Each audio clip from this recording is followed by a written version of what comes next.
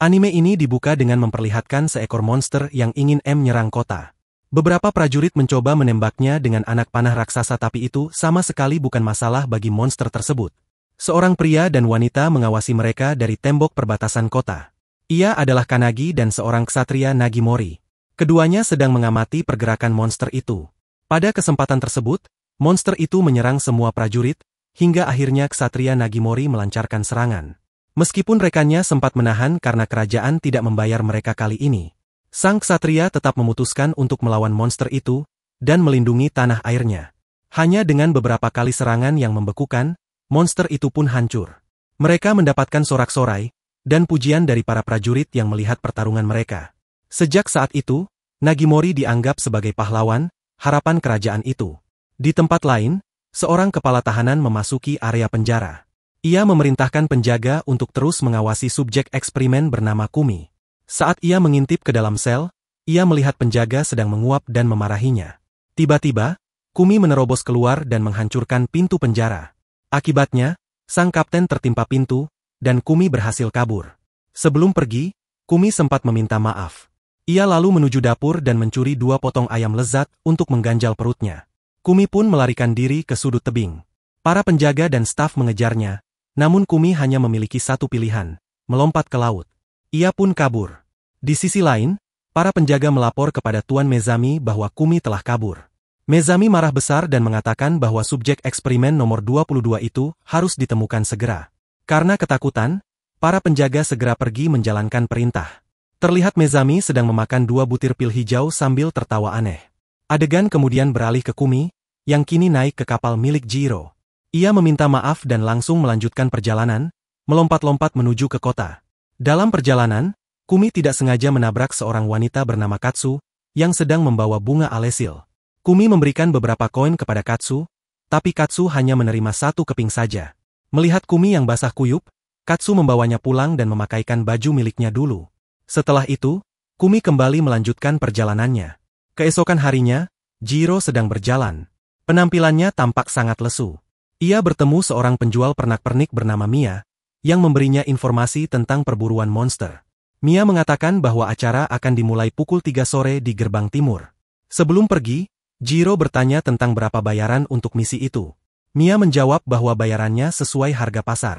Namun, kalau Jiro mati, dia harus mengikhlaskannya. Jiro pun bergegas menuju gerbang timur, sementara Mia kembali berjualan. Tiba-tiba, Kumi muncul sambil memakan ikan asin. Matanya bersinar saat melihat permata monster yang berukuran besar di hadapannya. Mia menjelaskan, monster itu telah menghancurkan kota dan banyak pelabuhan, sehingga ia harus diburu demi melindungi masyarakat. Namun, kenyataannya, para penduduk memburunya demi mendapatkan minyak dan batu dari tubuhnya. Sebagian besar kebutuhan manusia bergantung pada monster raksasa itu. Mia bertanya apakah Kumi ingin membeli sesuatu? Kumi melihat cincin di tangan kucing yang Mia bawa. Saat Kumi memegang cincin itu, tiba-tiba cincin itu terbang dan masuk ke jarinya. Mia menjelaskan, siapapun yang memakainya akan menjadi penyelamat dunia dari monster. Kumi kaget, dia kebingungan karena cincin itu sudah terlanjur dia pakai. Mia tidak bisa melakukan apapun. Dia berdalih bahwa semua yang dia katakan tadi hanya legenda, agar dia tetap bisa mendapatkan uang dari Kumi. Tanpa rasa curiga, Kumi menerima cincin itu, dan membayar dengan harga tinggi. Gadis polos ini sama sekali tidak tahu bahwa dia sudah masuk ke dalam perjanjian kuno. Sementara itu, Jiro mendaftarkan diri untuk menghadapi monster.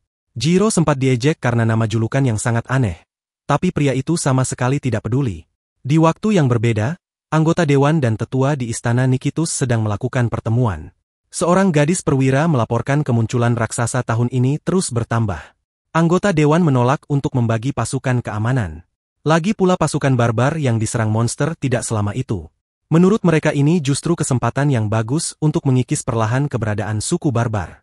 Surugi tidak bisa menentang ucapan mereka hingga dia keluar ruangan dengan penuh amarah. Di luar benteng kota, pasukan pemburu dengan penuh semangat menyebutkan monster. Namun sebagian besar pemburu dengan mudahnya tumbang. Pada kesempatan itu, Jiro mengeluarkan kecepatannya dan berhasil menyelamatkan salah satu rekannya, sehingga para prajurit bisa menembaki monster itu tanpa takut ada korban. Kebetulan sekali Mezami melihat kemampuan bertahan Jiro yang sangat unik. Malam itu, pasukan istana masih mencari Kumi di seluruh kota. Saat seluruh pemburu monster melakukan pesta setelah mendapatkan hasil yang besar, para pria itu terlihat bahagia kecuali Jiro. Dia seperti kehilangan semangat hidup. Saat malam semakin larut, dan tempat itu sepi, Mezami menghampiri Jiro. Tanpa basa-basi, Jiro bertanya untuk apa orang dari Kekaisaran menemuimu. Mezami mengatakan dia menemukan benih Nagimori. Jiro pura-pura tidak tahu dengan benda itu.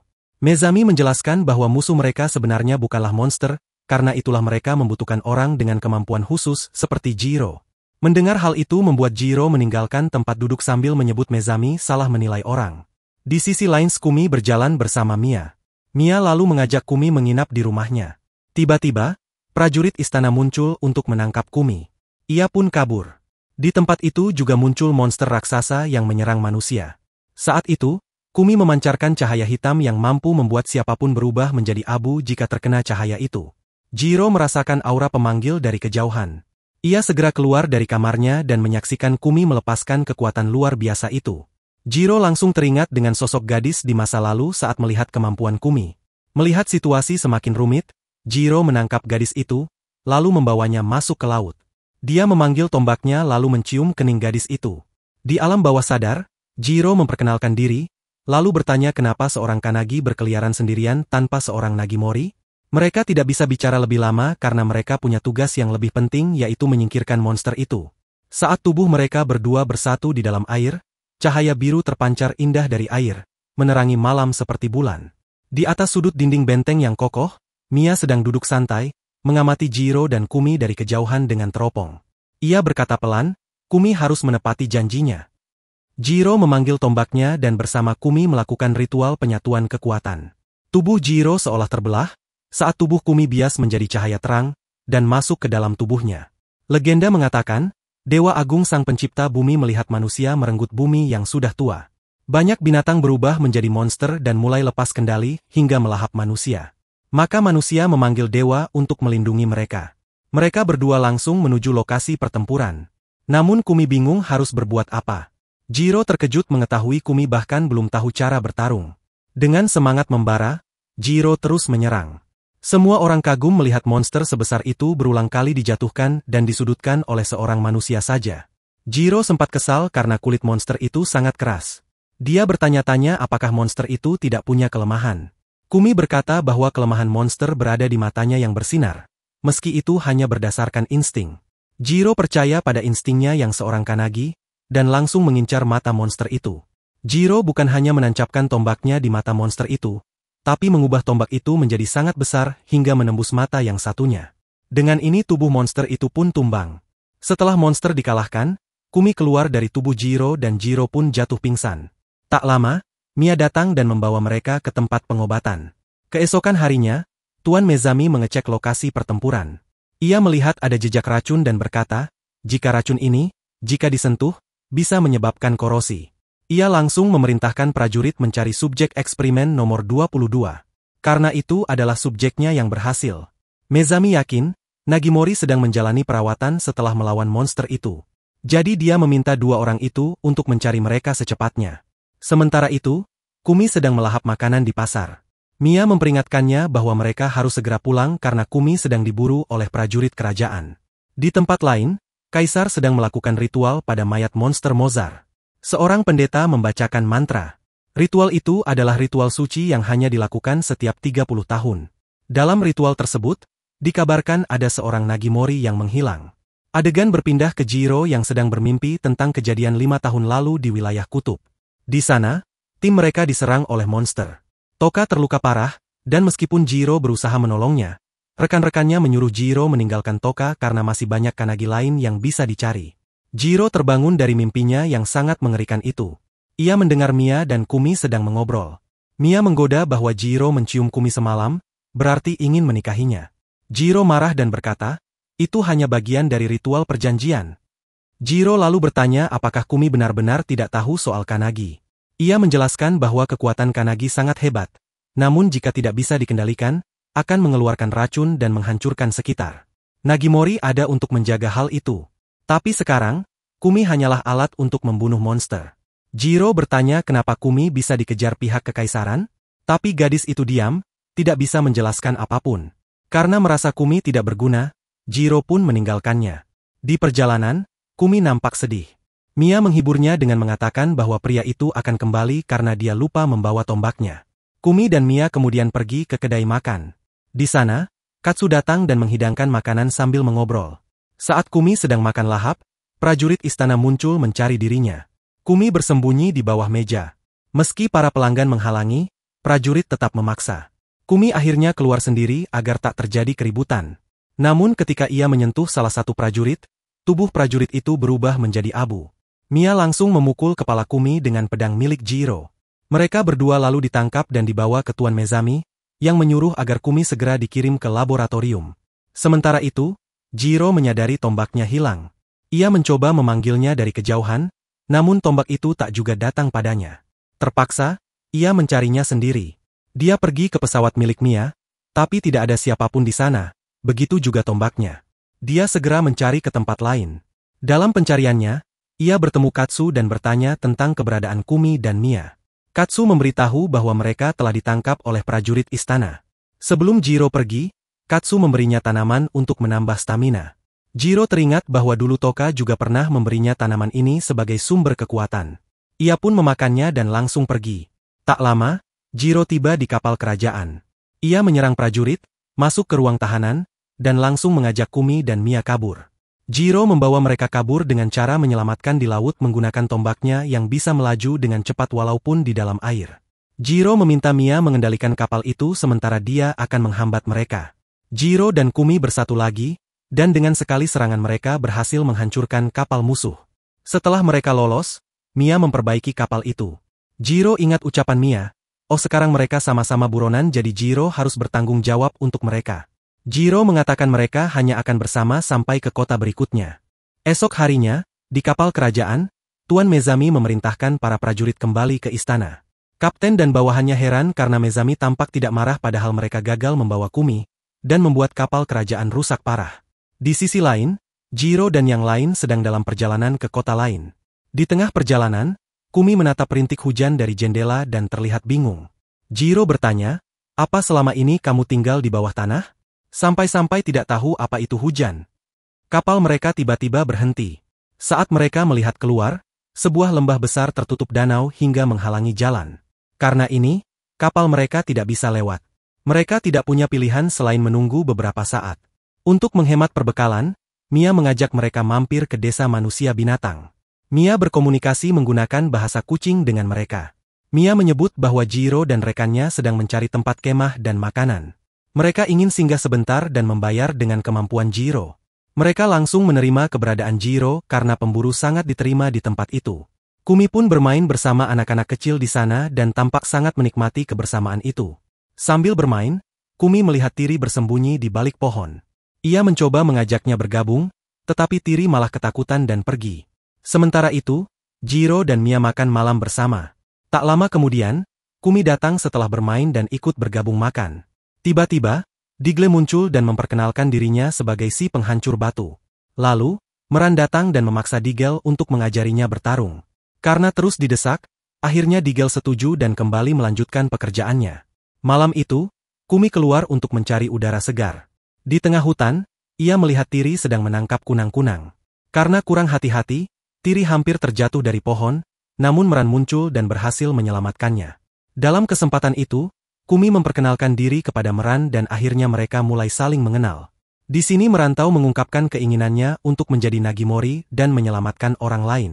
Karena itulah dia bersikeras meminta dilatih oleh Digel yang kuat. Kunang-kunang beterbangan di sekeliling mereka. Tiri pun memberikan kunang-kunang yang ditangkapnya kepada Kumi, sambil bertanya apakah gadis itu baik-baik saja? Sepertinya Tiri bisa melihat ke dalam hati orang lain. Di rumah, Mia bertanya apakah Jiro benar-benar tidak ingin membantu mereka mengalahkan monster sangat yang berbahaya? Jiro mengatakan, itu akan mengungkap keberadaan Kanagi. Lagi pula mereka tidak kekurangan pasukan cadangan. Keesokan harinya, Digel dan yang lainnya sedang melawan monster raksasa yang menyerang desa. Dengan mudah, Digel berhasil mengalahkan monster pertama dan meminta rekannya memancing monster keluar. Namun, tiba-tiba muncul monster raksasa bermata merah. Meskipun telah berusaha, mereka tidak mampu mengalahkannya. Di sisi lain, Meran memberitahu Kumi bahwa Tiri menghilang. Dia khawatir gadis itu keluar desa lagi, padahal Meran sudah melarangnya. Kumi ingin ikut mencari keberadaan Tiri, tapi dia mendengar peringatan kemunculan monster mata merah. Kumi langsung menemui Jiro untuk memberitahukan masalah ini. Mereka segera berkumpul dengan warga desa lain. Mereka melihat kondisi Digel yang lemah dan terluka. Kumi memberitahu warga desa bahwa Tiri telah menghilang. Tak lama kemudian, Tiri muncul dan memberikan pedang milik kakak lelakinya kepada Kumi. Ia mengatakan bahwa kemarin dia melihat kesedihan di mata Kumi, sehingga ia membawakan pedang itu. Kumi yakin bocah itu salah paham. Tapi Tiri yakin sekali telah melihat kesedihan di mata gadis itu. Dia menjaga gadis itu sedang kesepian atau semacamnya. Kepala desa menyuruh Tiri pergi mengembalikan pedang itu pada kakaknya. Lalu dia menjelaskan pada Kumi bahwa Tiri adalah anak spesial yang memiliki kemampuan membaca isi hati seseorang. Beberapa anak di desa itu memiliki kemampuan yang sama. Tiba-tiba Digel menyadari Meran tidak ada di antara mereka. Kumi menjelaskan bahwa tadi dia melihat pemuda itu lari ke hutan untuk mencari Tiri. Kepala desa meminta semua orang untuk mencari Meran. Mereka semua lalu berpencar untuk mencari keberadaan Meran. Tak lama, mereka menemukan Meran yang sedang dikejar oleh monster bermata merah. Jiro langsung menolongnya, tetapi monster itu tidak mudah dikalahkan. Karena sekali serangan dari monster itu mampu menghancurkan apapun. Serangan biasa tidak mampu melukai monster tersebut. Dalam keadaan terdesak, Jiro menyatukan kekuatannya dengan Kumi dan bersama-sama mereka berhasil mengalahkan monster itu. Di atas sebuah pohon, seorang kakak tua mengawasi Jiro dengan senyum puas. Setelah pertarungan, Jiro meminta Meran merahasiakan bahwa ia telah mengalahkan monster tersebut. Meran berusaha patuh. Tapi Digel langsung tahu bahwa Jiro yang mengalahkan monster itu karena dia langsung pergi. Digel menyuruh Meran untuk mengucapkan terima kasih langsung. Di sisi lain, Jiro dan yang lain masih terjebak di sisi tebing yang banjir. Mia mengejeknya karena tadinya pria itu pasti ingin pergi dengan cara yang keren. Tapi berakhir begini. Jiro terpaksa meninggalkan desa itu karena dia yakin mereka tidak akan diterima lagi setelah mengetahui identitasnya. Meran pun menemukan Jiro dan langsung mengucapkan terima kasih, sambil bersumpah akan menjaga rahasia Jiro dengan nyawanya. Melihat ketulusan pemuda itu, Jiro bersedia kembali ke desa itu karena mereka juga tidak punya pilihan lain. Penduduk desa itu menyambut Jiro dan yang lain dengan riang gembira, meskipun mereka kini sudah tahu siapa Jiro sebenarnya. Di tempat lain, Surugi mendapatkan kabar tentang monster mata merah itu. Dia semakin bingung tentang apa yang sebenarnya terjadi. Kenapa tiba-tiba banyak sekali monster mata merah muncul? Di tempat lain, Jiro sedang berada di kedai makanan dan bermain judi untuk mengumpulkan uang. Lawan mainnya sangat kesal karena Jiro terlalu hebat dan membuat seluruh uangnya habis. Setelah mendapatkan cukup uang, Jiro kembali ke Kumi dan Mia. Karena masih lapar, Kumi terus makan dengan lahap. Mia kesal karena Kumi terlalu boros, lalu merebut makanan dari tangannya. Jiro memesan makanan lebih banyak untuk menyenangkan mereka, dan akhirnya mereka bertiga makan bersama dengan semangat. Kumi melihat pelanggan baru di kedai dan menghampirinya. Ia memperkenalkan diri kepada pelanggan tersebut, yang ternyata bernama Romana, seorang tabib herbal. Romana heran melihat gadis imut seperti Kumi berada di sekitar Jiro yang terlihat seperti pemabuk. Romana lalu menantang Jiro berjudi untuk merebut Kumi. Awalnya ia bilang ingin diajari bermain, tetapi ternyata Jiro kalah telak dan semua uangnya habis. Romana meminta Kumi sebagai ganti rugi, namun Jiro menolak dan malah menjaminkan tombaknya. Setelah bermain lagi, Jiro tetap kalah, dan Romana akhirnya tahu bahwa Kumi adalah rekan Jiro. Tak lama kemudian, penduduk desa mengabarkan bahwa banjir besar melanda desa. Kepala desa meminta bantuan Jiro dan yang lain untuk memindahkan barang-barang warga ke tempat pengungsian. Jiro dan tim langsung beraksi menjalankan tugas mereka. Penduduk desa nampak ceria meskipun mereka harus pindah. Tepat setelah itu, banjir benar-benar menerjang desa tersebut. Di sisi lain, Digel dan Meran yang baru selesai patroli juga membantu evakuasi. Saat itu, masih ada warga yang belum mengungsi, dan Digel menyuruh mereka segera pergi karena monster air raksasa muncul. Meskipun sudah berusaha melawan, Digel tetap kalah. Monster tersebut lalu menghilang. Digel segera diobati oleh Romana di tenda pengungsian. Romana menyerahkan tombak itu lagi saat melihat Jiro akan melawan monster itu. Digel menyarankan agar Meran ikut. Awalnya Jiro menolak ide itu karena anak kecil hanya beban. Digel menjelaskan, penglihatan Meran sangat bagus. Dia yakin pemuda itu akan sangat membantu untuk Jiro. Akhirnya Jiro setuju membiarkan Meran ikut. Saat mereka akan berangkat, Romana meminta Kumi membantunya membuat obat untuk orang-orang. Kumi nampak ragu, tapi Jiro memintanya untuk tidak perlu khawatir karena dia bisa mengurus ini. Meran menunjukkan sebuah pusaran air, dan Jiro langsung melemparkan tombak ke tengah pusaran air itu. Tanpa diduga, Kapal mereka tertarik ke pusaran itu. Di kemah, Digel bertanya pada Kumi di mana orang tuanya. Kumi mengatakan orang tuanya tidak ada semenjak dia lahir. Digel merasa gadis itu sama seperti Meran. Pemuda itu terlalu polos hingga tidak mungkin menipu orang lain. Kumi menjawab karena Meran sangat baik. Digel setuju. Itulah yang menjadi alasan dia terlalu baik untuk menjadi seorang pemburu. Menurutnya, Meran harus keluar dari desa untuk mengetahui luasnya dunia ini. Dia merasa, takdir Meran adalah mengikuti Jiro. Di sisi lain, Jiro berhasil menangkap ikan itu dan berencana mengembalikannya ke perairan. Dia yakin ikan itu tidak ingin menyerang manusia. Meran berpendapat pria itu sangat baik karena tidak ingin melukai makhluk lain. Jiro menjelaskan bahwa dia hanya ingin menghindari pertarungan yang tidak penting. Tiba-tiba cincin di jari kelingking Kumi berputar. Lalu ikan yang ditangkap Jiro membuka matanya yang merah. Kumi mulai merasakan firasat buruk. Tapi Romana mengatakan tentang Nagimori yang tidak pernah memenuhi kewajibannya untuk menjaga Kanagi. Dia sering bekerja di medan tempur hingga sering melihat kejadian seperti itu. Tapi Kumi menyangkal hal itu dengan mengatakan Jiro sering membantu mereka. Romana tersenyum, hingga Kumi sadar dia sudah kelepasan bicara. Tapi ternyata Romana sudah tahu bahwa Jiro adalah seorang Nagimori. Tiba-tiba Digel berteriak kesakitan dan menyuruh Kumi mengambilkan obat khusus dari Mia. Tanpa pikir panjang Kumi langsung lari menerobos hujan, dan menghampiri mereka.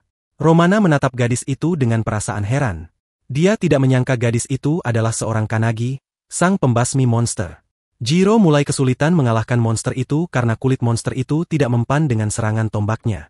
Monster itu bahkan bisa menyerap energi dari air dan tanah, hingga merubah ukuran menjadi lebih besar. Tak lama, Kumi tiba di lokasi dan melihat Jiro kesulitan melawan monster. Jiro memanggil Kumi untuk menyatukan kekuatan. Mereka langsung beraksi. Jiro menghancurkan tebing untuk menimbun tubuh monster itu lalu menghancurkan matanya. Dengan ini monster itu benar-benar sudah binasa. Romana muncul. Dia khawatir pada kondisi Kumi yang melemah setelah pertarungan. Romana merasa, persatuan mereka kurang tepat.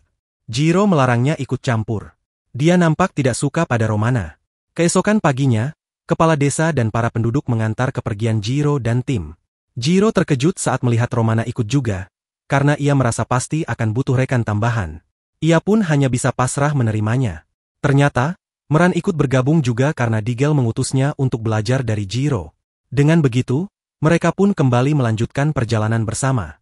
Sempat terjadi keributan karena Romana menuntut Jiro membayar hutangnya. Tapi Jiro tidak memiliki uang sama sekali. Meran menunjukkan uang perpisahan dari kepala Desan dan Digel, hingga semua orang di kapal itu syok. Adegan berpindah ke laboratorium tempat para Kanagi disimpan.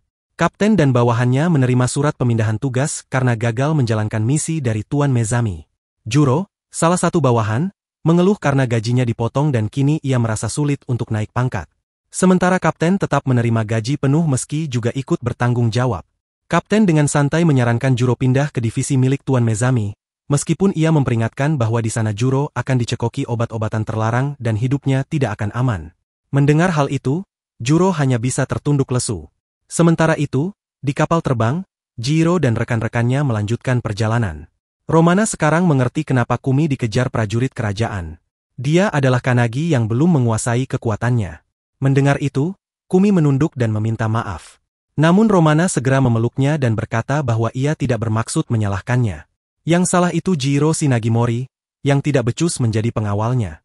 Romana kemudian menyebutkan bahwa cincin yang dikenakan Kumi adalah buatan manusia hutan. Mia menyela, dengan mengatakan, mereka bisa mencari informasi lebih lanjut di hutan kristal. Meran setuju dan berkata ia juga ingin ikut ke sana. Namun sebelum mereka sampai, Jiro mendadak menghentikan kapal saat melihat seorang pria misterius menghalangi jalur mereka. Ternyata pria itu adalah kakek Zen. Meran segera menghampirinya. Kakek Zen memperkenalkan dirinya sebagai musim dingin beku.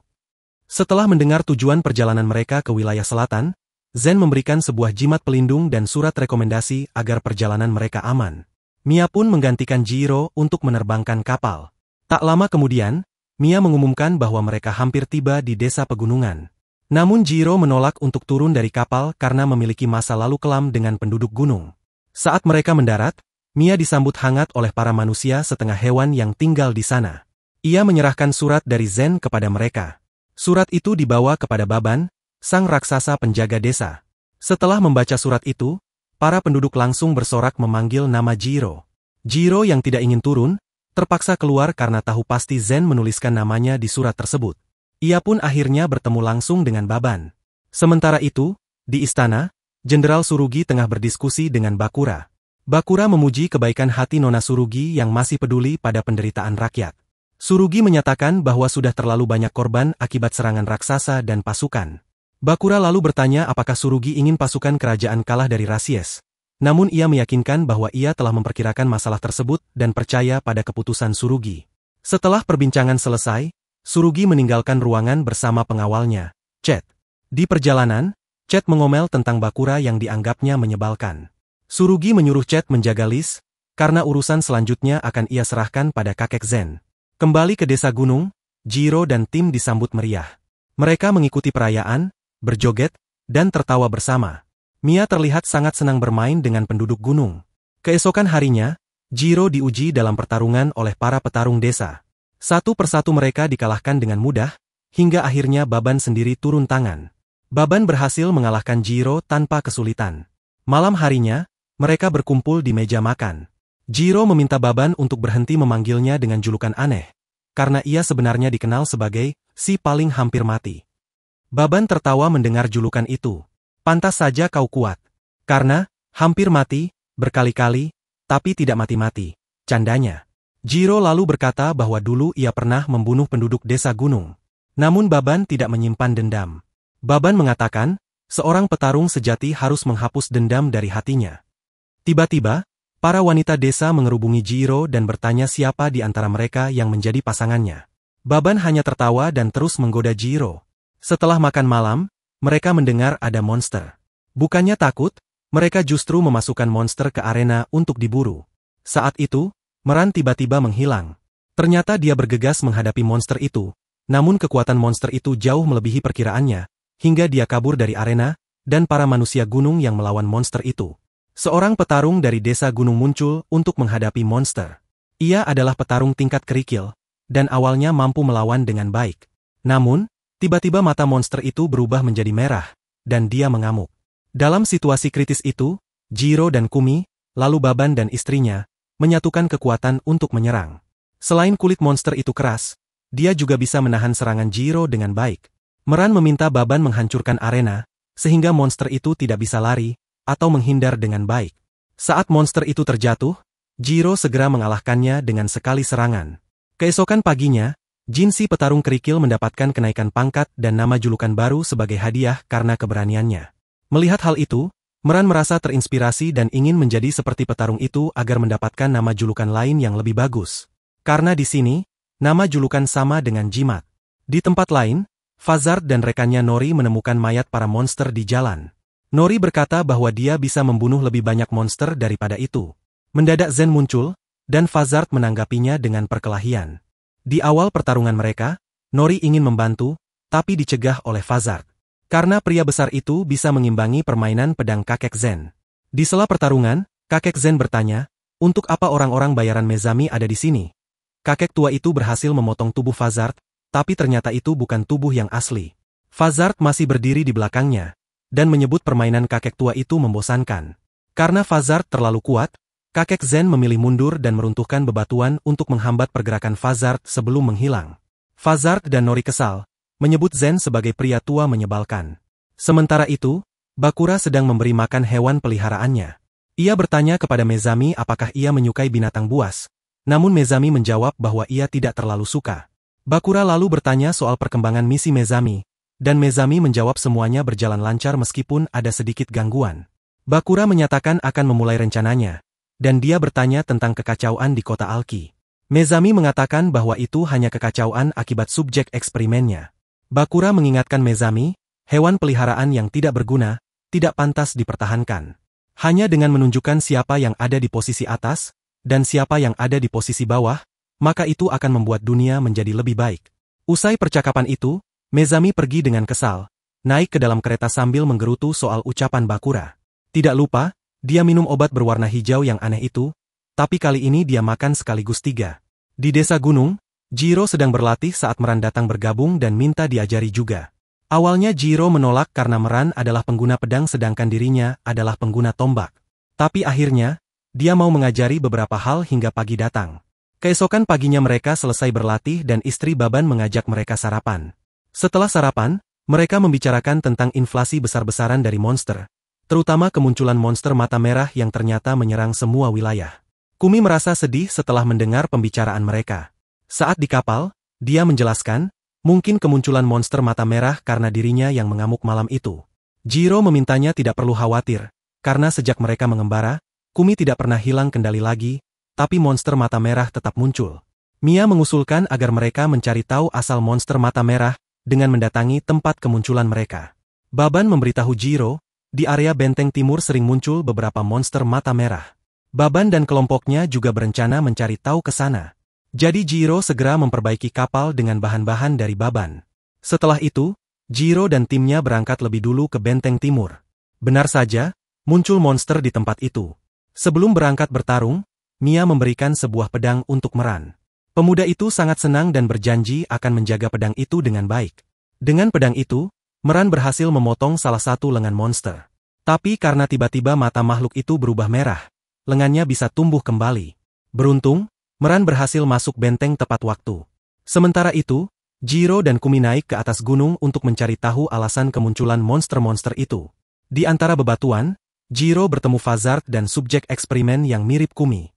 Jiro langsung tercengang melihat wajah pria di hadapannya yang sangat mirip dengan rekannya di masa lalu. Tapi nyatanya Fazard di hadapan Jiro sekarang, sama sekali tidak mengenalnya. Jiro dan Kumi segera bekerja sama untuk menyerang Fazard. Namun naas, subjek eksperimen pendamping Fazard langsung menyerang mereka. Jiro kesulitan menahan serangan Nori. Kumi pun keluar dari tubuh Jiro dan mencoba menghentikan Nori, karena mereka sama-sama subjek eksperimen Mezami. Namun Nori menolak disamakan dengan Kumi. Nori hampir mengamuk, tapi tiba-tiba, Baban dan istrinya muncul dan menyuruh Jiro dan yang lain segera pergi. Di tempat berbeda, beberapa peramal kekaisaran menyatakan bahwa mereka sudah merasakan energi cincin perjanjian. Mereka minta Sang Kaisar agar segera menemukan sistem itu karena itu adalah bukti sejati dari sang pendamping. Beberapa saat kemudian, Baban bertarung melawan Fazard, namun sayangnya ia dikalahkan dengan mudah meskipun sudah dibantu istrinya, dan manusia gunung yang lain. Fazard kesal karena mereka mengganggu pertempurannya dengan Jiro. Sementara itu, di kapal, Jiro dan yang lain bisa merasa lega karena Fazard tidak mengejar mereka. Meskipun begitu, Jiro masih sangat gelisah memikirkan pertempuran dengan teman lamanya itu. Sedangkan Kumi masih teringat ucapan Nori yang ingin mati. Wajah Nori yang sangat mirip dengannya membuat Kumi semakin gelisah, merasa mereka adalah saudara. Di bawah cuaca buruk, mereka masih berkendara melintasi hutan. Saat Jiro dan Kumi masih kepikiran dengan pertarungan tadi, Meran berbincang dengan Romana. Ia bertanya apakah Nori adalah kembaran eksperimen dari Kumi, karena wajah mereka sangat mirip. Romana berkata bahwa masalah kali ini lebih rumit. Meran pun langsung murung, apalagi melihat Jiro dan Kumi yang sangat dingin setelah pertarungan itu. Tiba-tiba, badai dan petir besar menghantam kapal mereka, membuat kapal oleng. Hingga Mia terpaksa mendarat darurat di hutan untuk memperbaiki kapal. Di tempat lain, Surugi membaca pesan dari Zen. Zen memberitahu bahwa Jiro dan Kumi telah bertemu dengan subjek eksperimen lain. Surugi terkejut mengetahui ada 2 eksperimen yang berkeliaran. Ia bergumam bahwa ia hampir mengungkap konspirasi Bakura, namun tampaknya Mezami jauh lebih berbahaya. Ia lalu memerintahkan Chart untuk membuat permintaan pertemuan dengan Kaisar dan mempersiapkan keberangkatan ke desa manusia hutan. Chart segera menjalankan perintah itu. Kembali ke Jiro dan tim, mereka keluar dari kapal untuk memeriksa kerusakan. Mia menyarankan agar perbaikan dilakukan esok hari karena badai masih berlangsung. Tiba-tiba sebuah kelopak bunga mendarat di wajahnya, hingga Jiro mengamati sekeliling dan merasa pernah berada di tempat itu sebelumnya. Keesokan paginya, Mia memperbaiki kapal dibantu Meran. Namun Meran salah mengambil alat dan dipukul kepala oleh Mia. Meran kesal dan mengajak Romana untuk membantu, tapi Romana menolak karena takut kukunya rusak. Meran terkejut mendengarnya. Setelah perbaikan selesai, mereka kembali melanjutkan perjalanan. Saat terbang, Meran terkagum-kagum melihat laut yang luas. Mia menyaut, itu laut, bukan kolam. Meran memang kampungan, belum pernah lihat laut. Sebentar lagi mereka akan sampai di desa manusia tanduk. Meran lalu bertanya apakah Jiro pernah bertemu manusia bertanduk. Namun Jiro hanya diam, tak mengucapkan sepatah kata pun. Romana menyadari ada sesuatu yang disembunyikan Jiro, dan Mia menyarankan agar Jiro bicara kalau memang ada yang mengganjal. Romana menduga itu masalah wanita, Jiro semakin panik, hingga menduga pria itu pernah dicampakkan wanita dari desa tersebut. Jiro semakin kesal menjadi bahan olok-olokan mereka. Tak lama kemudian, mereka tiba di sebuah desa. Mia mulai berkomunikasi dengan penduduk berkepala ayam, memperkenalkan dirinya sebagai manusia berkepala kucing. Ia menyampaikan bahwa Jiro dan teman-temannya sedang mencari penginapan. Tiba-tiba, seekor anjing dan seorang pria muncul, menghampiri Jiro. Anjing itu langsung menempel padanya. Jiro memberi salam pada pria itu dan memanggilnya, "Ayah." Kumi dan yang lain terkejut mendengar hal itu. Mereka pun dibawa masuk ke dalam rumah dan disambut oleh seorang pria tua bernama Gouza itu. Jiro melakukan ritual penyambutan, diikuti oleh teman-temannya. Mereka meminum ramuan khusus. Setelah itu, Tuan Gouza berkata, "Dengan ini, kalian telah resmi disambut oleh kami." Setelah upacara penyambutan, Jiro dan anjing itu meninggalkan ruangan. Meran yang penasaran, bertanya kepada Tuan Gouza apakah ia adalah ayah Jiro. Gouza menjawab bahwa dirinya adalah mertua Jiro. Putrinya, Toka, istri Jiro, telah gugur di medan tempur. Gouza sempat mengira Kumi adalah istri baru Jiro, tapi Kumi segera menjelaskan bahwa ia hanyalah rekan seperjuangan Jiro. Gouza menjelaskan, kutukan ikatan antara mereka hanya bisa dilepaskan setelah Nagimori mendapatkan pendamping baru. Mia pernah mendengar tentang legenda itu. Untuk menjadi wadah bagi Kanagi yang baru, ingatan Nagimori akan dihapuskan dari kenangan akan Kanagi yang lain, agar mereka bisa menjalin ikatan baru. Inilah yang menjadi sumber duka terbesar bagi Jiro. Gouza lalu menyuruh Kumi untuk menyusul Jiro yang kemungkinan besar sedang mengunjungi makam Toka. Benar saja, Jiro sudah berada di sana, mengenang masa lalu. 8 tahun lalu, saat bertarung melawan seekor beruang raksasa, Jiro hampir kehilangan nyawa. Di saat genting, Toka seorang wanita bertanduk, melempar senjata dan membantunya menumbangkan sang beruang. Selain mengucapkan terima kasih, Jiro sempat memuji betapa indahnya tanduk milik Toka tanpa tahu apa artinya. Dia bahkan langsung mengajak gadis itu berburu dengannya. Sejak saat itu, mereka jadi dekat. Bertarung bersama dan saling melengkapi. Kembali ke masa kini, Kumi bergabung di sisi Jiro untuk berdoa bagi arwah Toka. Sementara itu, Tsurugi sedang melapor kepada Kaisar. Ia mengungkap bahwa Bakura telah memerintahkan pembantaian terhadap manusia pegunungan dan laboratorium Mezami kini di luar kendali. Tapi sang kaisar hanya memerintahkan Tsurugi untuk membiarkan Bakura melakukan sesukanya dan segera mencari cincin pada manusia berkepala kuning. Tsurugi melihat bayangan Jiro muncul di kepalanya hingga dia tidak bisa bergerak. Kaisar tidak ingin dibantah dan meminta gadis itu merahasiakan hal ini. Tsurugi tidak punya pilihan selain patuh di bawah kendali sihir sang kaisar. Di makam, Jiro mulai menceritakan kisah lamanya kepada Kumi tentang bagaimana Toka menjadi pasangan perangnya. Mereka menjalani ritual perjanjian. Lalu Jiro melamar gadis itu secara resmi, memintanya menjadi istri, dan hidup bersama. Mereka sangat bahagia waktu itu. Tapi Jiro baru mengerti, mereka harus terlibat berbagai pertempuran yang tidak mereka inginkan setelah melakukan ritual di depan kaisar. Pertarungan demi pertarungan membawa mereka ke pertemanan dengan Tsurugi dan Fazard. Dulu, Tsurugi adalah seorang relawan yang sangat penuh semangat ingin mendapatkan promosi. Sementara Fazard hanya seorang pemuda pengecut berbadan besar yang ingin segera pulang ke rumah. Persahabatan mereka menciptakan tawa dan canda yang sempat hilang, membuat Jiro merasa bersyukur memiliki teman. Hingga Toka tidak nampak selalu bersedih. Tapi suatu hari, saat melawan monster besar yang bisa bicara, Toka mengorbankan dirinya untuk menghancurkan salah satu dari mereka, hingga terluka parah dan gugur di medan perang. Kini, Jiro bertekad untuk melindungi Kumi dengan nyawa yang sudah diselamatkan Toka ini. Lalu dia bertanya, apa yang Kumi inginkan? Dengan penuh keyakinan, gadis itu mengatakan, ingin menyelamatkan semua rekannya di laboratorium. Jiro pun setuju untuk membantunya menghadapi tempat itu lagi, dan menyelamatkan Kanagi yang menjadi subjek eksperimen yang mereka temui tempo hari. Tuan Gouza dan teman-teman Jiro yang lain mengawasinya dari balkon. Mereka menyesal telah bercanda tentang almarhum istri Jiro. Tiba-tiba saja anjing milik Toka menyalakan dengan ekspresi tegang. Semua orang langsung waspada, sambil melihat sekitar. Hanya Tuan Gouza yang langsung merasakan kedatangan monster. Benar saja, beberapa monster dikendalikan Nico dan Fazard ke desa manusia tanduk itu. Mereka yakin Kumi dan yang lain ada di desa itu. Sementara itu, di laboratorium, Mezami mendapatkan laporan bahwa ingatan Fazard tidak kembali meskipun sudah bertemu dengan Jiro. Jika suatu saat itu terjadi, dia akan langsung membuang pria itu, karena mereka sudah punya penggantinya. Di desa manusia tanduk, Tuan Gouza memimpin pasukannya melawan invasi raksasa. Namun ia memperingatkan, jika ada yang bermata merah, mereka harus dihindari. Jiro dan Kumi bergegas, dan di tengah perjalanan, mereka kembali bertemu Fazard dan subjek eksperimen bernama Nori. Nori terus mengejek Kumi sebagai eksperimen gagal. Kumi meminta maaf atas masa lalu dan pengkhianatannya. Namun Nori tidak peduli, dia tidak butuh bantuan eksperimen gagal seperti Kumi. Tapi Kumi bersikeras tidak ingin mati, dan akan menyelamatkan mereka. Kilasan masa lalu memperlihatkan Mezami sedang menguji eksperimen nomor 18. Ketika gadis itu gagal mengendalikan kekuatan, terjadi ledakan di laboratorium. Tapi Mezami tidak terlihat khawatir. Baginya ini adalah hal yang biasa. Pria yang diutus Bakura nampak kesal karena eksperimen ini gagal. Baginya, mempermainkan nyawa juga bukan hal baik. Tapi Mezami hanya peduli pada pendapat Tuan Bakura.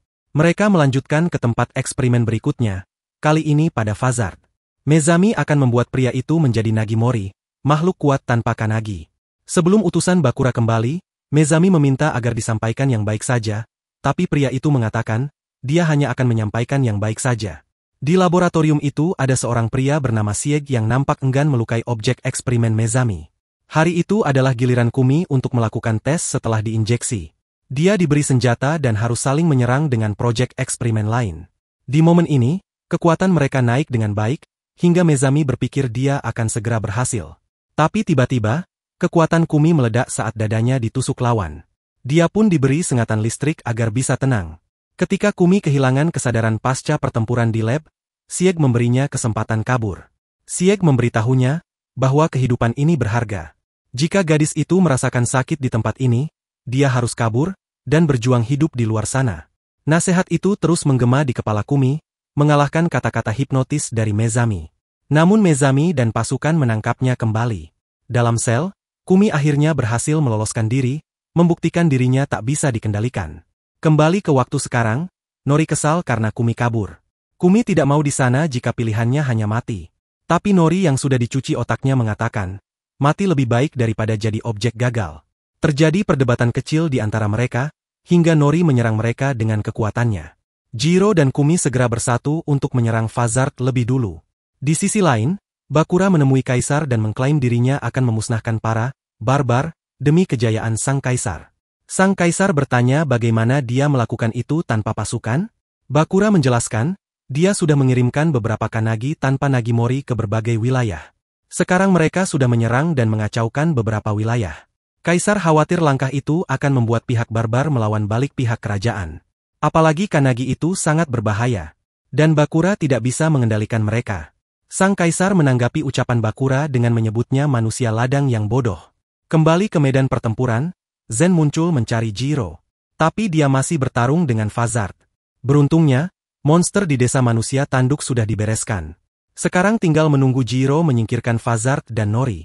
Untuk menghindari ledakan dari Nori, Kumi memancingnya menjauh dari desa dengan bantuan Suyukusa, anjing milik Toka. Sementara Jiro harus menahan Fazard. Saat mereka sampai di area hutan, Kumi mencoba membujuk Nori dengan mengatakan bahwa mereka sama, dan tidak boleh saling membunuh. Tapi Nori menolak disebut sama dengan Kumi. Dia terus menyerang, tapi Kumi tidak membalas satupun serangan darinya. Dia justru memeluk tubuh Nori meskipun kekuatannya hampir meledak. Di momen ini, Nori bisa melihat seluruh kejadian dan perasaan yang dialami Kumi setelah kabur dari laboratorium. Biasanya dia bisa merasakan betapa indah dan luasnya dunia. Di waktu yang sama, Fazard berhasil ditusuk oleh Jiro, tapi dia menghilang, dan mengancam Jiro dari belakang, tapi Jiro juga mengarahkan tombaknya pada pria itu karena dia mengetahui gerakannya. Bukan hanya Jiro, Tuan Zen juga muncul untuk mendesak Fazard dari belakang. Akhirnya Nori tenang. Dia menangis melihat betapa indahnya dunia ini. Tapi saat ingin datang ke Kumi dan teman-temannya, dia merasa terhalang oleh ucapan Mezami. Kalimat hipnotis dari pria itu menggema lagi di kepala Nori, sehingga membuat Nori menyadari, dia dan Kumi sangat berbeda. Karena hal ini, Nori tenggelam dalam kegelapan, hingga tubuhnya melepaskan kekuatan racun yang besar. Kumi mencoba menenangkan dia dengan memeluknya, tapi tidak berhasil lagi. Hingga akhirnya gadis itu meledak, dan menghancurkan sekitar. Karena ini, cincin di jari Kumi terbuka, dan menciptakan pelindung di sekitar hutan sehingga racun Nori tidak menyebar terlalu jauh. Saat Jiro dan yang lain panik melihat ke arah hutan, Fazard menggunakan kesempatan ini untuk melarikan diri. Jiro mengabaikan pria itu karena dia segera lari ke hutan. Dia terlihat sangat khawatir pada Kumi. Dengan kekuatan cincin, kekuatan Nori berhasil diredam. Di akhir hidupnya, Nori mengatakan, dia tidak bisa lari seperti Kumi. Tapi dia mengakui dunia ini memang sangat indah dan meminta Kumi tetap hidup. Lalu dia mati dalam pelukan Kumi. Jiro menyusul, dan menemukan Kumi pingsan. Kali ini, dia merawat Kumi dengan sepenuh hati. Beberapa waktu kemudian, Kumi tersadar dan Romana memberinya obat. Meski pahit, itu tanda kesembuhan. Kumi melihat Jiro tertidur di dekat ranjang. Romana mengatakan, dia menjaga Kumi semalaman, hingga akhirnya tertidur karena kelelahan. Sementara itu, Mia pergi ke kota terdekat, mencari obat-obatan yang telah habis. Setelah itu, Kumi diminta kembali tidur untuk memulihkan kekuatannya. Sambil menjaga Kumi, Romana menatapnya dengan wajah serius. Dia jadi teringat akan kenangan masa lalu. Dikisahkan 3 tahun yang lalu di medan perang, Romana masuk ke dalam tenda pengungsian.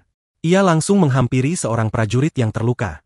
Saat Romana hendak memberikan obat, prajurit tersebut sudah hampir mati. Spontan, Romana terkejut ketika prajurit itu terkapar di lantai. Tak lama kemudian, muncul seorang prajurit lain bersama seorang kanagi. Pria itu meminta Romana untuk menyembuhkan lukanya. Namun, saat Romana hendak mengobati si gadis kanagi, prajurit itu melarang. Meski telah dihentikan, Romana tetap bersikeras hingga akhirnya dia dipukul oleh prajurit itu. Romana hanya bisa pasrah dan membiarkan kanagi tersebut pergi. Setelahnya, Romana keluar dari tenda dan melihat sekeliling. Betapa terkejutnya dia ketika mendapati gadis kanagi tadi telah mati.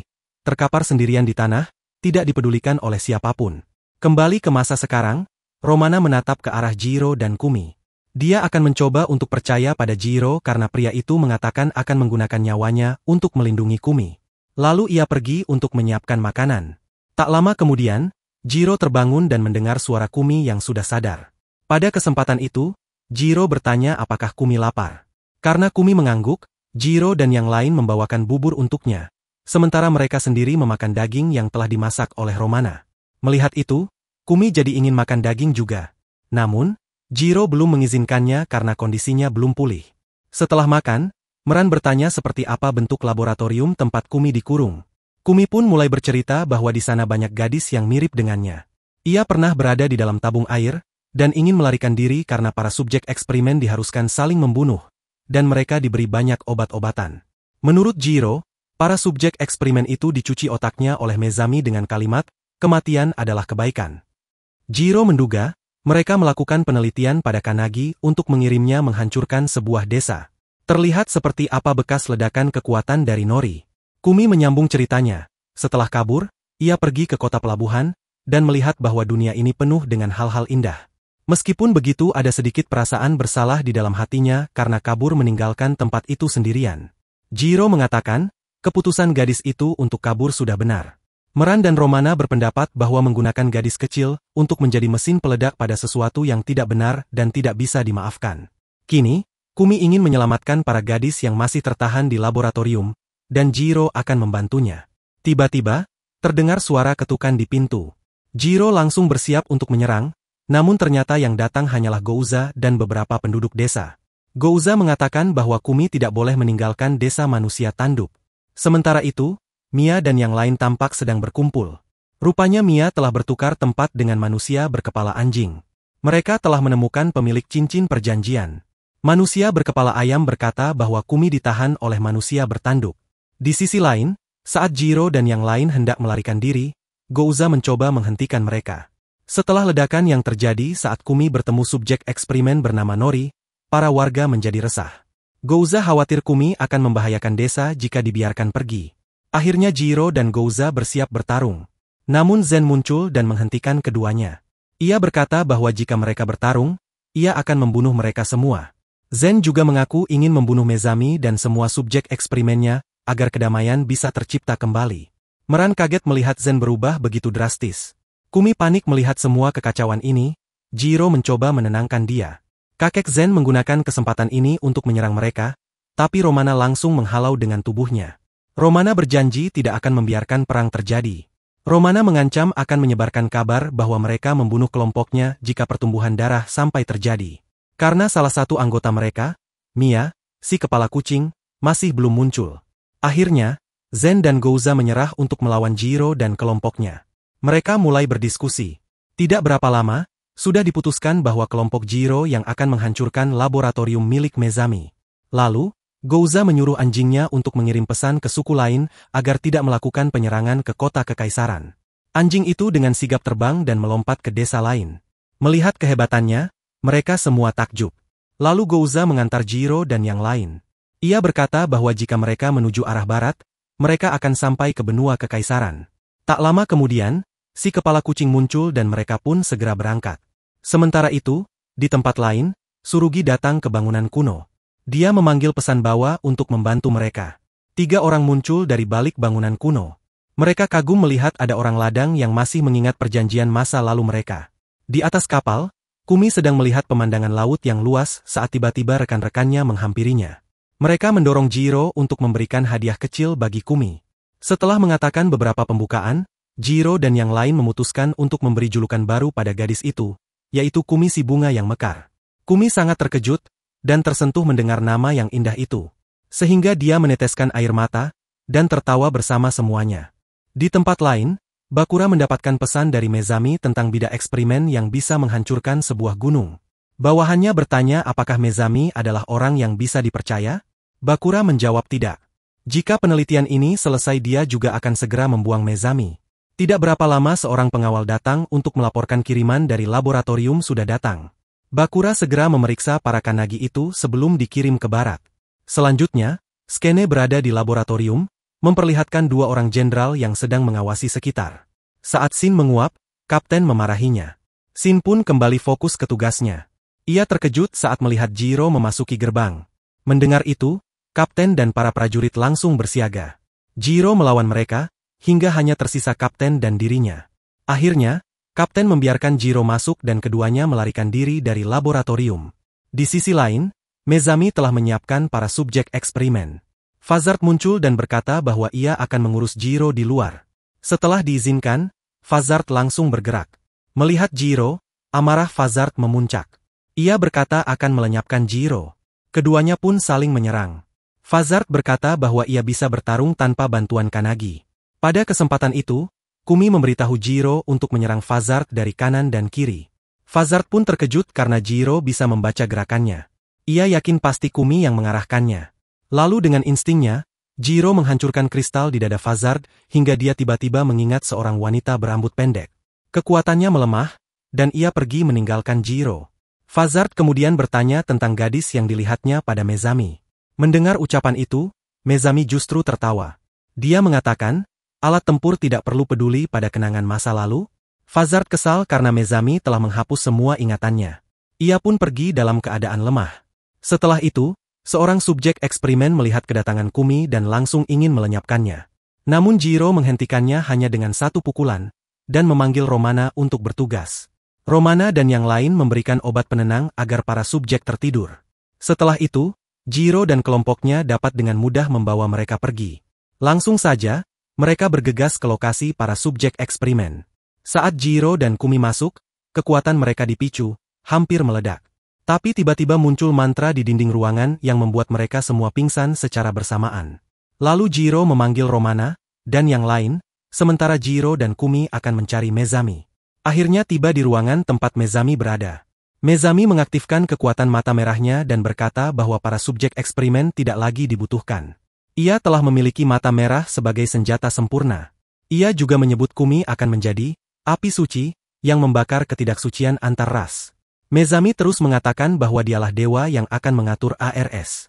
Tiba-tiba, mata merahnya bertambah menjadi 3. Melihat keadaan semakin berbahaya, Jiro dan Kumi menyatukan kekuatan. Namun, Jiro dihajar habis-habisan oleh Mezami yang telah berubah menjadi raksasa. Jiro sama sekali bukan tandingan Mezami yang sekarang.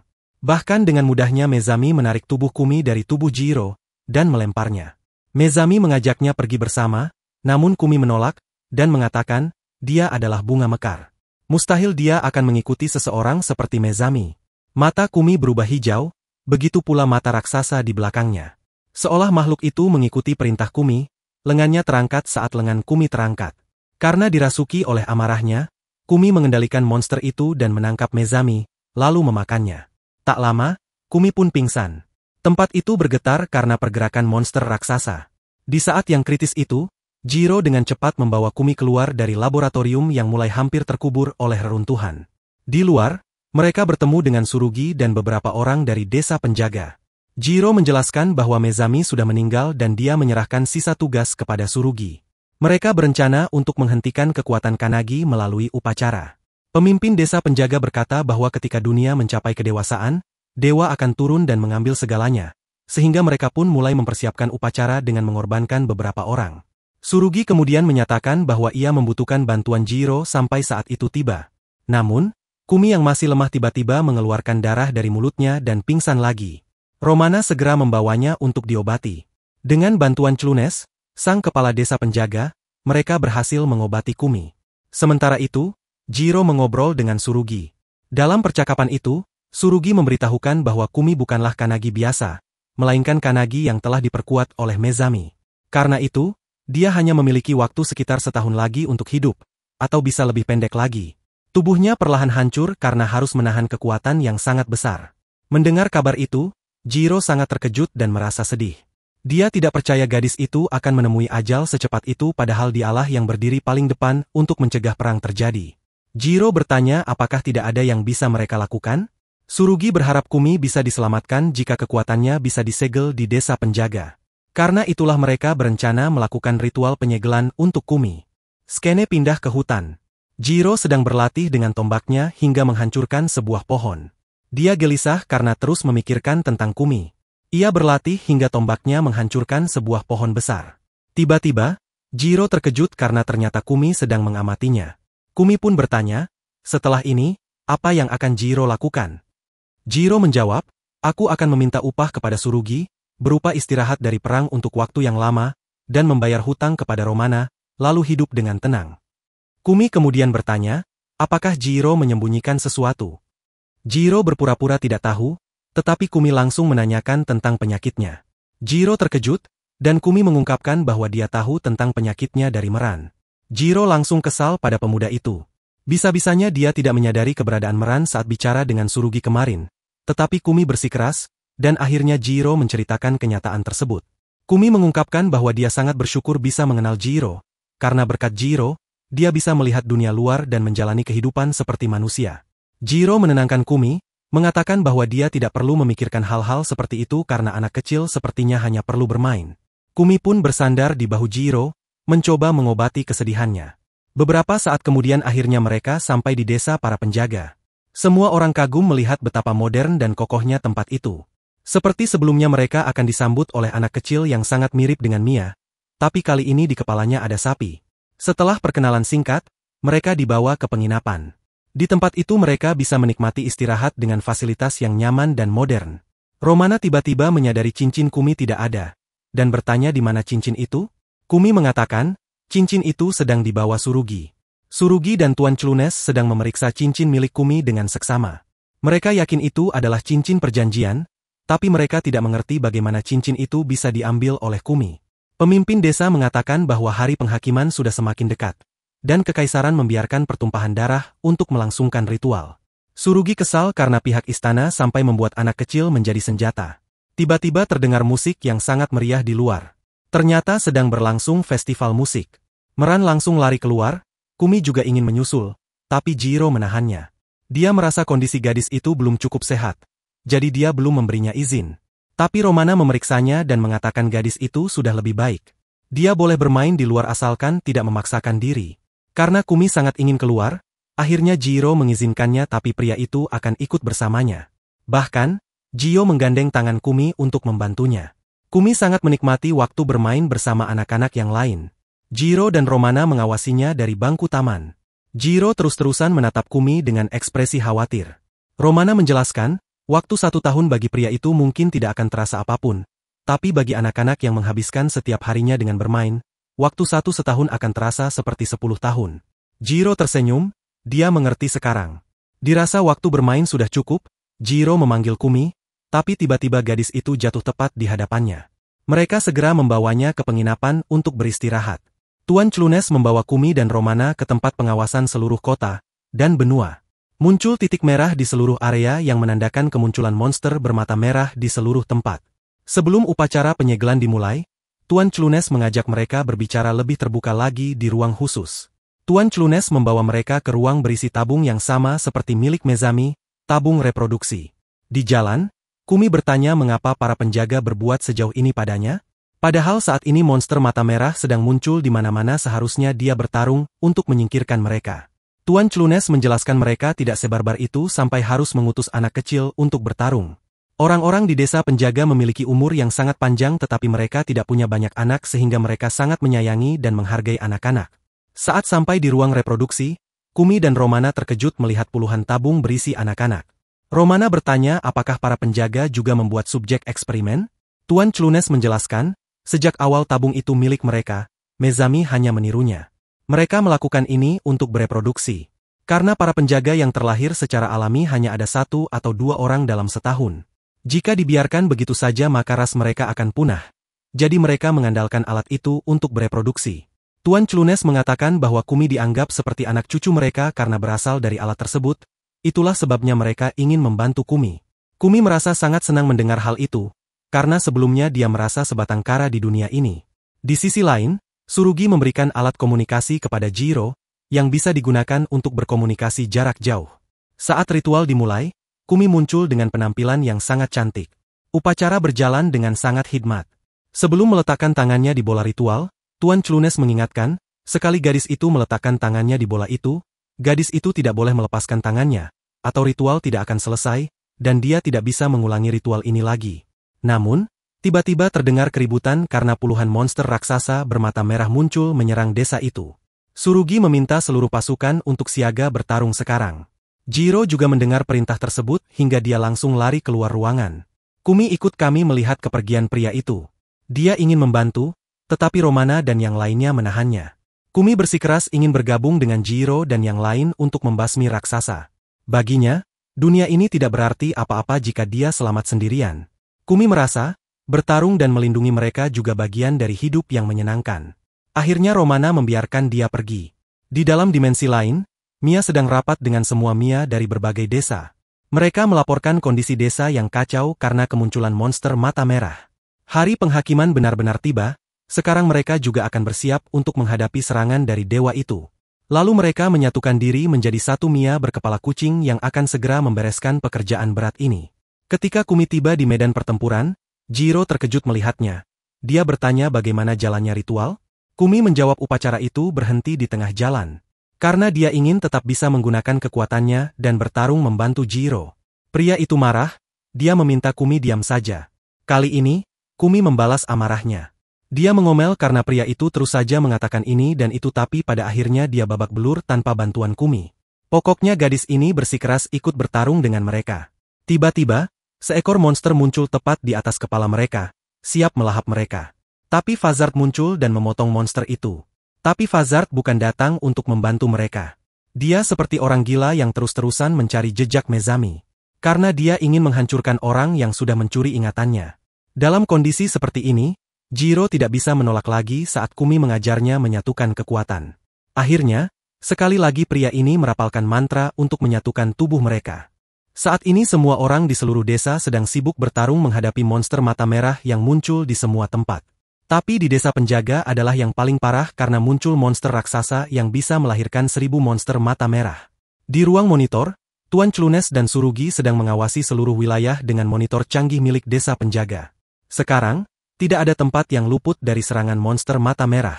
Bahkan, kota kekaisaran juga diserbu monster mata merah. Tapi monster raksasa yang bisa melahirkan monster itu hanya ada di desa penjaga. Jadi mereka harus menyingkirkan monster raksasa itu, untuk menghentikan pergerakan monster mata merah. Tsurugi menghubungi Jiro untuk memintanya menyingkirkan monster raksasa yang bisa melahirkan monster itu. Tapi Jiro tidak bisa pergi karena Fazard terus mendesaknya. Saat Jiro tersungkur, kalah dari Fazard, tubuh Kumi keluar dari tubuhnya. Fazard segera mengincar gadis kecil itu, tapi untung saja tetua Zen muncul menghalau serangannya. Tuan Zen mengatakan dia bisa memberikan ingatan yang diinginkan pria itu, lalu mendorongnya menjauh dari Jiro dan Kumi. Di momen inilah, Katsu muncul membangunkan Kumi dan Jiro. Dia memberikan ramuan bunga penambah stamina kepada Jiro dan Kumi. Setelah memakan bunga tersebut, mereka kembali bangkit dan siap melanjutkan perjuangan mereka. Tiba-tiba, raksasa muncul dan menyerang mereka. Di tengah kekacauan itu, Katsu mengeluarkan kekuatannya untuk melawan raksasa. Jiro terkejut karena ternyata Katsu adalah Kanagi. Katsu kemudian menyuruh Jiro dan Kumi untuk pergi ke barat, karena di sana raksasa merah sudah muncul, bersama dengan induk yang melahirkan raksasa-raksasa tersebut. Setelah mereka pergi, Katsu pingsan karena kelelahan setelah mengeluarkan kekuatannya. Sementara itu, di tempat lain, Bakura sedang membaca surat rahasia. Di dalam surat itu tertulis bahwa hari penghakiman telah tiba, 1000 raksasa akan muncul, dan mereka akan menghancurkan bumi. Untuk itu, mereka harus melenyapkan induk raksasa agar bumi bisa selamat. Bakura kemudian bertekad untuk melihat bagaimana tindakan Jenderal Tsurugi dalam menghadapi ancaman ini. Seorang wanita muncul untuk melaporkan pada Bakura bahwa dia telah menghabisi kepala manusia di kastil. Di sisi lain, Romana sedang mengobati prajurit penjaga yang terluka. Dia tidak berhenti beristirahat, sejak tadi berpindah dari satu pasien ke pasien yang lain. Bahkan, meskipun salah satu dokter memintanya untuk istirahat, wanita itu menolak. Romana mengatakan, saat ini teman-temannya sedang berjuang di luar sana sehingga dia juga ingin berjuang di ruang pengobatan tersebut. Sementara di luar, Meran sedang membantu anak-anak mengungsi ke tempat yang aman. Saat dia diminta bersembunyi bersama mereka, Meran menolak karena dia masih harus mencari Mia. Dia juga khawatir jika masih ada anak-anak lain yang belum pergi mengungsi. Jadi dia melanjutkan pencarian, sambil membantu mereka mengungsi. Kita beralih ke tetua Zen yang sedang bertarung melawan Fazard. Fazard bertanya tentang ingatannya, tetapi Zen terus menyerangnya tanpa henti. Tiba-tiba, Fazard menusuk tubuh Zen hingga dia terluka. Namun, saat Fazard lengah, Zen membalas dengan menusuk Fazard hingga terjatuh ke jurang. Tetua Zen berharap, pria itu masih bisa bertahan hingga mendapatkan keingatannya. Tiba-tiba saja, Meran masuk ke ruang kontrol. Dia mencari Mia, tapi gadis itu tidak ada di sana. Tiba-tiba monster mata merah muncul menyerang tempat itu. Tsurugi segera menitipkan cincin perjanjian pada Meran, agar diberikan kepada Kumi. Lalu Tsurugi bergabung dengan Chart, menghancurkan puluhan monster di desa itu dengan kekuatan mereka sebagai Nagimori dan Kanagi. Di seluruh desa monster bermata merah terus menyerang seolah tiada habisnya. Meskipun para petarung dan pejuang sudah mengangkat senjata sejak siang tadi, para monster itu seolah tidak ada hentinya. Bahkan, monster-monster itu mulai masuk semakin dalam ke setiap desa. Di sisi lain, Jiro masih berusaha menghancurkan tiap monster mata merah yang menghalangi jalannya menuju ke induk monster. Dia mulai khawatir karena monster itu tidak ada habisnya padahal Kumi sudah mulai kelelahan. Meran melihat mereka di garis depan, tapi dia kesulitan mencapai mereka hanya dengan berlari. Tiba-tiba, Mia muncul dengan kapal terbang, dan membantunya. Jiro berhasil melukai mata monster induk, tapi raksasa tersebut tidak mati, malah lebih banyak mata merah muncul di tubuh makhluk hidup. Jiro jatuh dengan kondisi kelelahan. Tiba-tiba Kumi mengerahkan seluruh kekuatannya dan ingin menelan monster itu. Tapi Jiro mencegahnya. Seekor monster mata merah hampir melahap mereka, tapi beruntung Mia datang menolong mereka. Mia pun meminta cincin perjanjian dari Meran. Lalu dia membawa Jiro dan Kumi ke sebuah tempat mediasi. Di sana, Mia berubah menjadi seorang wanita sungguhan dan menjelaskan bahwa Jiro membutuhkan kekuatan dari cincin perjanjian untuk mengalahkan raksasa. Mia menyebutkan bahwa Kumi telah menunjukkan dirinya layak untuk menjadi pemilik cincin tersebut, dan bisa mengendalikan kekuatan cincin itu. Kumi lalu mengaktifkan kekuatannya, kali ini dia yang merapalkan mantra untuk bersatu dengan Jiro. Lalu, dia muncul sebagai sosok dewi yang menyerang induk raksasa dengan serangan dahsyat. Awalnya, Kumi membersihkan seluruh monster mata merah, lalu menyerang induknya dengan serangan pamungkas, hingga akhirnya raksasa itu hancur. Dengan kematian induk raksasa, seluruh raksasa lainnya pun berhenti mengganggu semua desa. Setelah pertempuran selesai, Jiro terkapar karena kelelahan. Tak lama kemudian, Meran muncul dan terkejut melihat Mia yang kini kembali menjadi gadis dewasa yang sangat cantik. Cerita pun berakhir di sini.